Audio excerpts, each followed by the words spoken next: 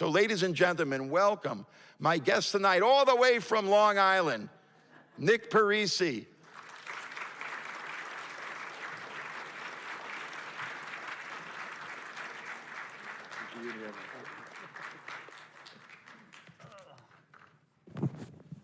Thank you. It is nice to be here, Arlen. Thanks for having me. Nick? Yes. Why don't you tell the people a little bit about yourself? Sure. Well, Arlen got most of it in that introduction, but I serve as the president of the Rod Serling Memorial Foundation. I am the author of those two books that Arlen mentioned. The Rod Serling Memorial Foundation is a charity. We're a 501c3 charity that's based in Binghamton, New York. Again, that's Rod Serling's hometown. And we are dedicated to promoting and preserving Rod Serling's legacy as a writer, a teacher, an orator, a humanist, all of those things. We give a yearly scholarship to a graduate of Binghamton High School. And our most recent project was that statue that you saw. This was many, many years in the making. We ran a Kickstarter that was successful, generated most of the funds for it. We also got a nice New York State grant. And we had the unveiling of the statue just a couple weeks ago in Binghamton. And actually, I think just yesterday, they installed the brickwork around the statue where people purchase bricks with personalized inscriptions in it to go around the statue. So if you ever are in the mood for a road trip, check out Binghamton Recreation Park. And as Arlen mentioned, Rod's boyhood home, 67 Bennett Avenue, is about 7 blocks from the park. And this is the park that Rod grew up playing in. It's the park that directly inspired Walking Distance, probably my favorite episode. There is a marker in the bandstand at Recreation Park that says Twilight Zone Rod Serling, creator of the Twilight Zone Walking Distance, to commemorate that it is the inspiration for that episode. And there's the carousel is still there. The carousel that inspired the carousel in Walking Distance is still there. It's now adorned by Twilight Zone artwork going all the way around it. And but there had not been anything as substantial as a statue. So this was a big deal for us. And there were hundreds of people that showed up for the unveiling, local politicians, et cetera. And it was a big deal. And I'm really proud that we were able to get it done. Wow, Nick, that's fabulous. Better an intro than I could have given you. So, Nick, we're going to basically go through sort of Rod Serling, the early years, through images that I've kind of selected to go chronologically. But with your background in being the definitive Serling biographer, anything you want to, whatever triggers you from the images I'll show, whether it's an anecdote from the book or whatever just might be trigger. And that's how I love to just, interview people. So, absolutely. If we can't get an image on the monitor, I can turn my, because I don't want you to keep looking back at the screen. Yeah. So if you can just see I can see perfectly. the image coming ahead. You know what I mean? That's what will basically be on the screen behind. And again, I just want to say thank you again. I mean, again, as a president of the Rod Serling Memorial Foundation, things like this really warm my heart. So to see people coming out for a 65-year-old television series, Rod Serling was my hero, if that's not obvious already. And, hey, he's my hero. And our hero, absolutely. So again, thank you for coming out tonight. Okay, so why don't we start at the beginning? Rod Serling, born on Christmas Day. Nice Jewish boy, raised by what they would call a housewife in those days. But Serling's father was an inventor who had to give it up to become a butcher. But I'd like to think that's where Serling got his inventiveness. But that's not to take anything away from his mother. I don't know much about her, but the fact that she raised not just one writer, but his older brother, Robert, became a writer of like aviation stories? Robert was an expert in aviation, and he wrote several nonfiction books as well as several novels also. His most famous was called The President's Plane is Missing, which was a bestseller, and it was made into a television movie. And he... if anything, I mean, he was a very successful writer in his own right, and he wrote for the Associated Press for a long time as their aviation specialist. Yeah, so Serling grows up, and by all reports in Binghamton, he was smart, precocious, witty. He was short of stature, but he made up for it with his passion and all the elements, right, that we would see later in his life. He was a very gregarious kid, and that just continued. Rod Serling was a very personable guy. In my research for my book, it was impossible to find anybody who disliked Rod Serling. He just made friends. Everybody liked him. Everybody who worked with him liked him. And yeah, he was just that type of guy. He was a very personable guy. But then at the age of 18, in 1942, he goes into World War II. And don't let this smile deceive you, because Serling's war experiences, which we could probably do a whole 3 hours of, so impacted him, just like it impacted a whole generation, which the greatest generation, as we all know, never talked about the war. They all suffered from some form of PTSD, but they didn't, most of those men and women, of course, did not have an outlet. But Serling cathartically took those PTSD war experiences and put them into his work.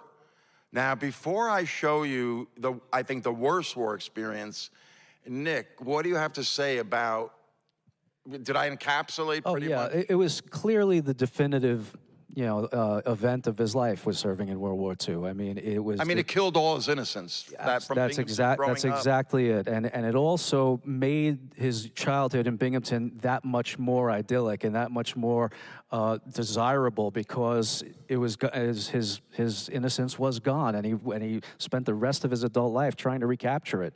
But doesn't Serling rank with guys like Norman Mailer, Bud Schulberg, Jack Kirby of Marvel Comics fought with Patton in World War II. Those men, J.D. Salinger, they only recently found out, suffered from PTSD, which affected Catcher in the Rye. So Serling belongs, I believe, with those great, not just American television writers, great American writers of the 20th century, scarred by World War II, but who cathartically put it into their works of art. He explicitly said it. He said, "I began writing to get it out of my gut, to get it out of my gut and onto the page." And many of his most powerful works in the Twilight Zone and out of the Twilight Zone were war-related. He wrote a lot. He returned to the battlefield often in his work. But I think the worst war experience that affected him was that in 1946, after the war ended, he's still stationed in Europe. He gets news that his 53-year-old father died of a heart attack. Now remember, Serling dies at 50. He wasn't allowed to go home for the funeral. Now, for a Jewish son to not bury his father is a shanda, a shame. And that's why it might have been an anti-Semitic act. This hasn't really been discussed a lot, but the anti-Semitism in the U.S. Army was no different than how they segregated black soldiers. They practically segregated the Jewish soldiers as well. And I think there's good evidence to show that had to be something anti-Semitic, to not let a man go home to bury his father, a Jewish man. It could have been. It could have been. I really don't. That I can't speak to. Yeah. But Serling channeled these war experiences into 2 specific Twilight Zone episodes. This shot from backstage at the first episode in the first season. Yes, that's Dick York from Bewitched, right? And that's James, what's his name, from the FBI. James, I always forget his name. Yeah, I do too. Westmore? No. I forget his name. But it's called The Purple Testament, which is all about this soldier who can see the look of death on other soldiers' eyes, on their faces. And if you think about it, this had to be an extrapolation of how Serling felt as he watched his friends die in battle.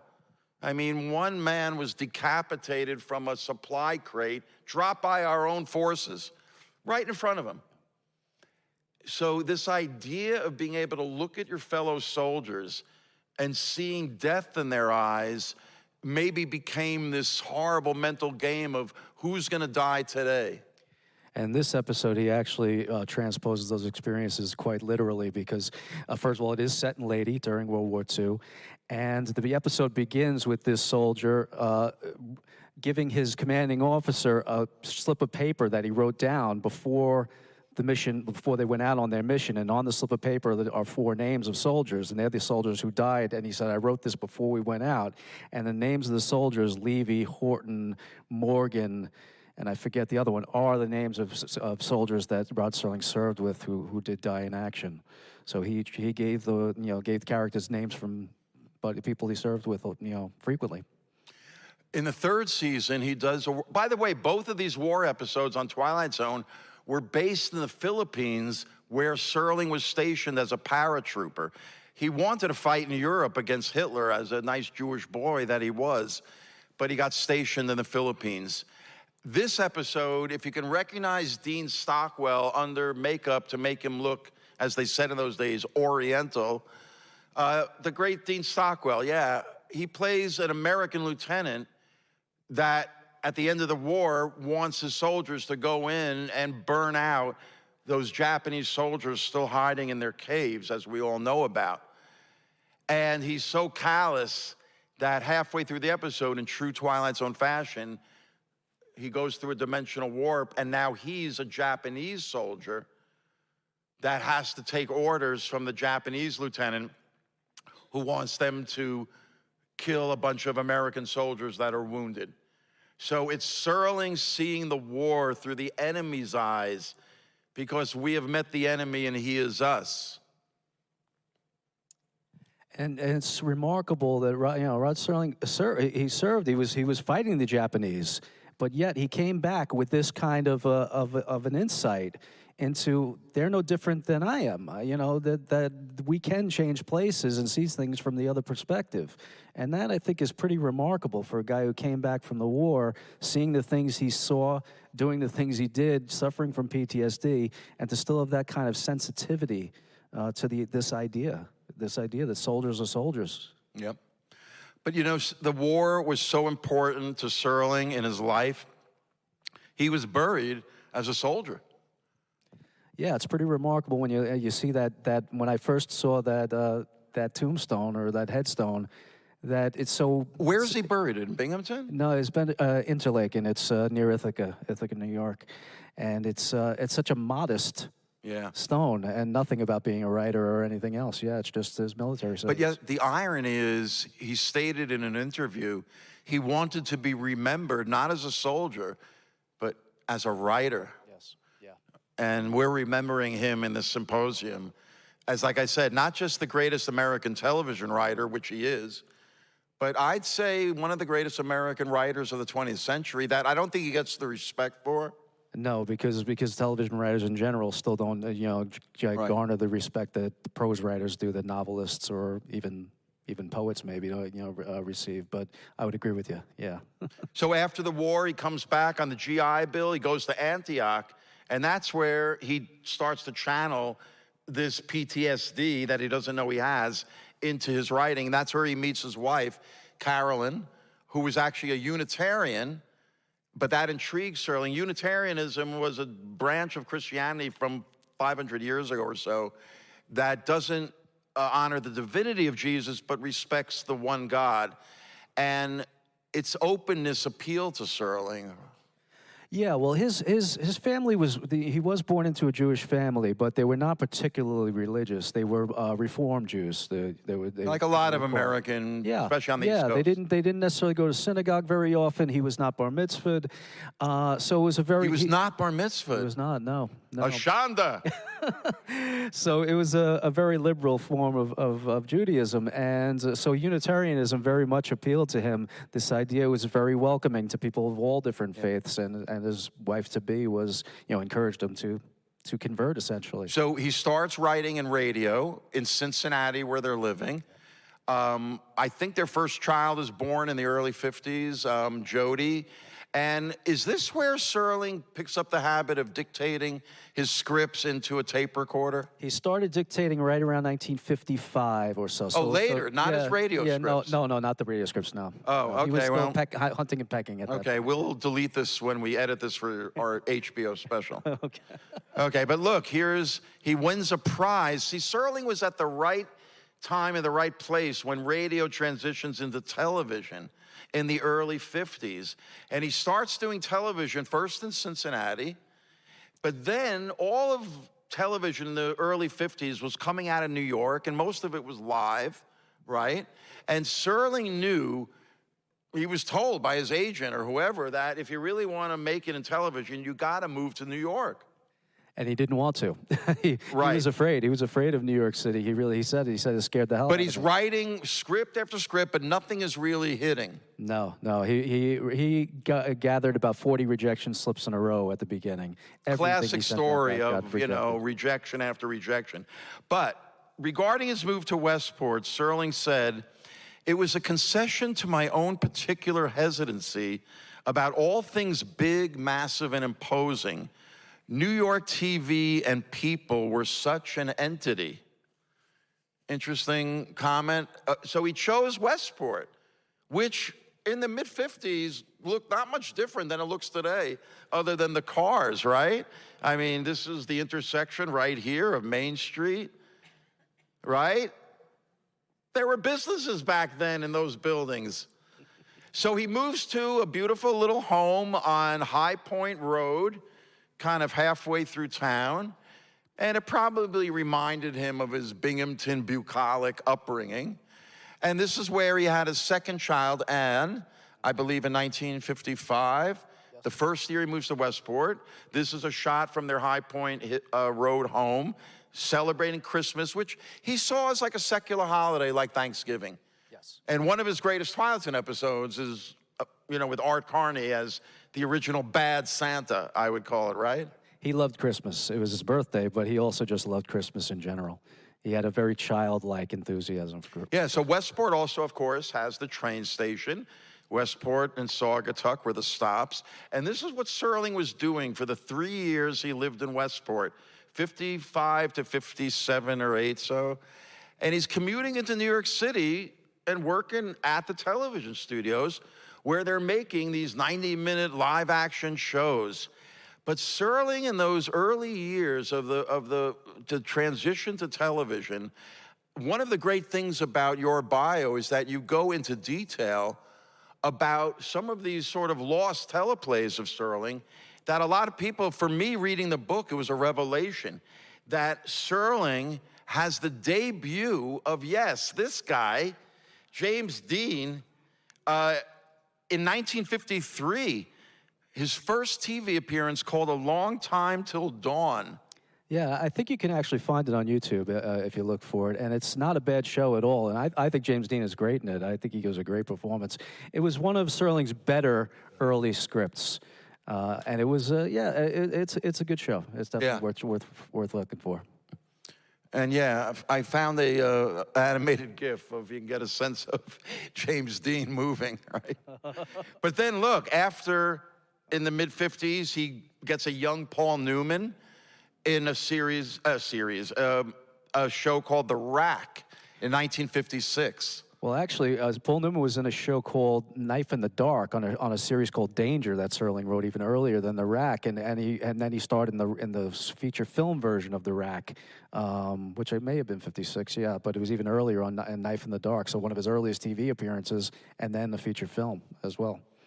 And then to complete the trifecta, a young Robert Redford in 1959 in an episode of, actually the last aired episode of Playhouse 90 in 1960, but it was shot in 1959. Yeah, In the Presence of Mine Enemies. And the credit for that actually does say introducing Robert Redford, which is something they usually do for somebody's first appearance on television. But I have since learned that it technically was his second appearance. He did appear in something else shortly before. But it may have been because it was filmed earlier, and then but it aired later. So, but very controversial is playing a Nazi soldier that Serling had sympathy for. The fact that he loved a Jewish woman and he escapes out of the ghetto, the Warsaw Ghetto, but it was very controversial. People thought he was showing too much sympathy to the Nazis. Very controversial and a great, great script, a great show. If you can find this one, In the Presence of Mine Enemies. In fact, they even did a remake of it as a Showtime movie in the late 80s, which also I think is very good. Very close to Serling's original script. And yeah, he got into a lot of trouble for it because the Nazis are the Nazis, but this particular Nazi played by Robert Redford shows some sympathy, shows some doubts about what they're doing, and maybe a little bit too too humanized for some some viewers. Well, especially in the late 50s when there weren't exactly a lot of Holocaust discussions taking place. So I mentioned Serling wrote for Playhouse 90, U.S. Steel Hour, all of these 90-minute shows. But his first breakthrough was in 1955 with a live show called Patterns, which stars Richard Kiley as a young executive in Manhattan that's usurping the older executive on the left, Ed Begley, and there is Citizen Kane's Everett Sloan as the tyrannical boss. And this was so popular, got such critical acclaim, it became the first TV show. It wasn't rerun because it was live. They had to perform it live again, like a month later, a week later? About 2 months later, yeah. About 2 months later, they had to get the whole cast together again and redo it live because of the critical reaction and the public reaction to it. It's hard to describe to people today what it was like because it was a live show. And back then, a live show could be very much like a Broadway play. A Broadway play, when it debuts, the critical reviews the next day could make or break that play. If a Broadway show debuts and the New York Times says it's great, you're pretty set. You're okay for a while. And if the New York Times says it's terrible, you might be closing in a week. And it was similar with television. And what happened was the television critic for the New York Times, Jack Gould, gave Patterns the review of a lifetime. I mean, if you look it up now, you won't believe. He literally said it was the greatest thing that had ever been shown on television. Didn't a critic say it advanced television by 10 years? That was Requiem for Heavyweight. Oh, okay. Well, we're coming up. Close But the important thing is that this won Serling a year later his first Emmy Award. Yes. And then he actually makes a statement, which is very kind of bittersweet, prophetic. He says that he mentions suicide if he could never top Patterns. But in a way, he kind of did commit suicide long range because isn't it a running theme throughout the rest of his life? He never thought he wrote anything really important. He thought Twilight Zone was no big deal. He never wrote the great American novel. He never wrote the great American stage play. So wasn't that a kind of a curse he put on himself? Rod Serling was his own harshest critic by no. Well, like a lot of artists are. Like a lot of, yeah, sure. But Rod Serling never gave himself a break. If something was great, he thought it was passable. If something was good, he thought it was awful. And he carried that throughout his professional career. And yes, he did. One of the great ironies is that he probably died not realizing the impact that he had. He liked it. He said, my work was momentarily adequate. That's the phrase he used. Nick, let me just add, Serling dies in 1975. That's the year the movie Carrie came out. That's the year Jaws came out. Serling didn't live long enough to see the real effect of all the images I showed in the first 20 minutes of this presentation, the effect that Twilight Zone especially had on this new generation, the James Camerons, the David Lynch's, the J.J. Abrams, the list goes on. They're all Serling's metaphorical children, but he didn't live long enough to see the impact his work truly had. Yeah, that's very true. Yep. So he follows up. He doesn't commit suicide, thank God, and he does 1956 Requiem for a Heavyweight about an over-the-hill boxer. Again, this running theme of the aging man that feels obsolete, starring the great Jack Palance, and there's Keenan Wynn and Ed Wynn, father and son acting team. Yeah, and if anything, Requiem for Heavyweight got even better reviews than Patterns did. And Requiem for Heavyweight basically swept the Emmy Awards that year. He won for best writer, best director, best actor, best producer. It just swept the Emmys, and it was just, this was the one that validated everything for Rod Serling because Patterns. It took about a year and a half between Patterns and Requiem, and in that year and a half, Rod Serling was just killing himself, trying constantly to hit another home run like Patterns, and finally he hit it with Requiem for Heavyweight. And that won him his second Emmy, and that's his second shown Emmy here with in a Jack row. Palance. Interesting, a couple months after he gets the Emmy Award, the BBC does a production of Requiem for a Heavyweight, and it's starring a young Sean Connery. Yes, this was his first starring stage role on British television. So Serling had many fights with the censors over trying to get serious social issues into these live television productions. And again, we could probably spend 3 hours on stage talking about the 1,001 battles he fought, but maybe you can just talk briefly, Nick, about this. We're talking about It's a town is turned to dust. Or Noon on Doomsday, which is very similar. Yes. Well, essentially, the story is that in August of 1955, Emmett Till was murdered, which was the beginning of the civil rights movement, really. Which really sparked the civil rights movement. And Rod Serling, like so many other people, was horrified by this event. The white murderers were let off in court. They were found not guilty after a deliberation of 67 minutes.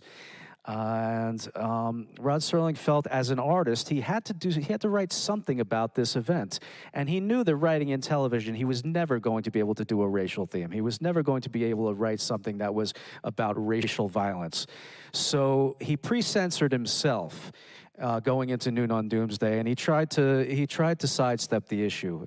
But even sidestepping the issue, he ran into problems with the censors. It still wasn't neutered enough for the censors, and they raked them over the coals to change it even further. And it left a scar on Serling as far as being an artist. It angered him. He was angry about it for a long time. But anyway, 1 year later, he does an incredible live show with Mickey Rooney as a New York-based comedian running a 90-minute show similar to like Saturday Night Live.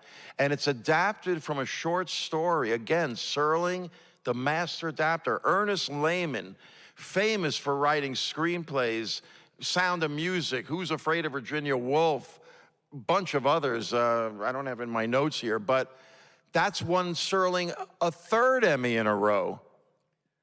Yeah, so 55, 56, and 57. He won the Best Dramatic. All while he's living here in Westport and schlepping schlepping into the city. Yep. He's winning Emmys and putting them in his beautiful den in High Point Road. But it was the creative clout from those Emmys that enabled him to go out to Hollywood to do the Twilight Zone, where he would escape the censors, because by clothing all of his stories in science fiction or fantasy, the critics that didn't know from science fiction fantasy figured it was junk, and they left him alone.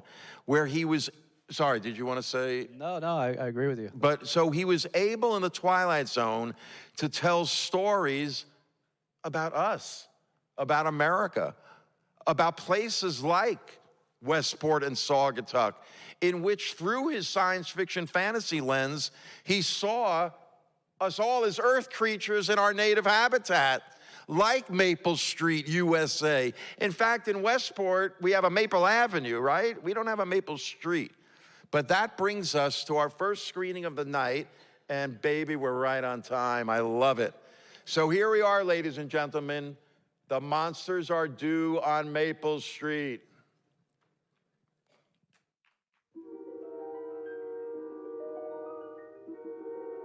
There is a fifth dimension, beyond that which is known to man. It is a dimension as vast as space